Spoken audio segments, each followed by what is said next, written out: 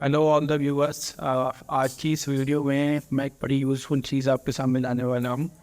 आजकल new business purposes से check issues करते हैं। उसके बाद होता ये है कि किसी ने, किसी कंपनी ने या किसी पर्टिकुलर पर्सन ने आपको एक चेक इशू कर दिया, और उसके बाद जब आपने अपना वो चेक बैंक में डाला तो पता चला कि भाई इसके अकाउंट पर इतने पैसे ही नहीं कि आपका चेक क्लियर हो पाए। उसके बाद जो नॉर्मल हमारी आम भाषा में बोल देते हैं कि भाई चेक बाउंस हो गया, या लीगल लैंग्वेज में अगर हमसे बोलते हैं तो बोलते हैं कि चेक डिसऑनर हो गया।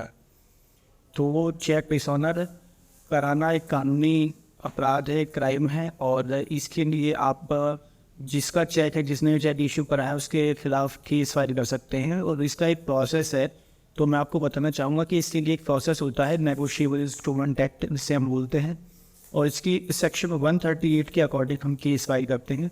और उसका प्रोसेस इस तरह है कि पहले आपको जब चेक की इंफॉर्मेशन मिले तो उसके 30 दिन के अंदर आप उसको एक लीगल नोटिस इशू करोगे।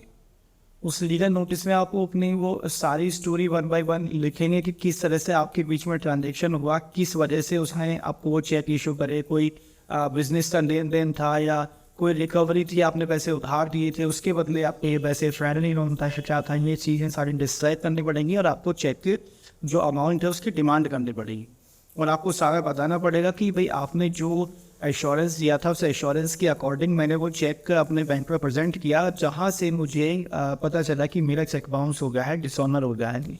तो आप उससे डिमांड करेंगे कि भाई आप मेरे चेक का अमाउंट जो है मुझे रिलीज़ कीजिए, या तो कोई ऑनलाइन मोड से, या कोई अदर चेक इशू करके, या अदर किसी मोड से आप मुझे पेमेंट कीजिए।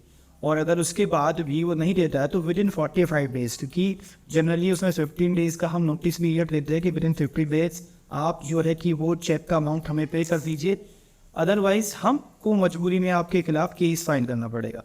अगर विद इन 50 डेज कोई रिप्लाई नहीं आता है, या चेक का अमाउंट आपको नहीं रिसीव होता है, तो वो 15 दिन खत्म होने के बाद, मैंने पहले बताया था कि 45 डेज, तो with in 30 days, next with in 30 days आपको एक कंप्लेंट फाइल करनी होती है कोर्ट में।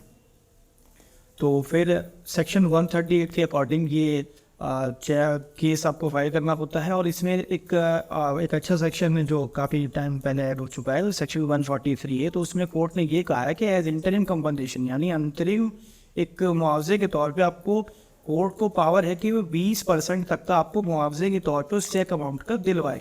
20% से ज़्यादा नहीं दिलवा सकता, as per section 143A negotiable instrument act 1881। तो मेरी वीडियो आपको कैसी लगी मुझे ज़रूर बताइएगा।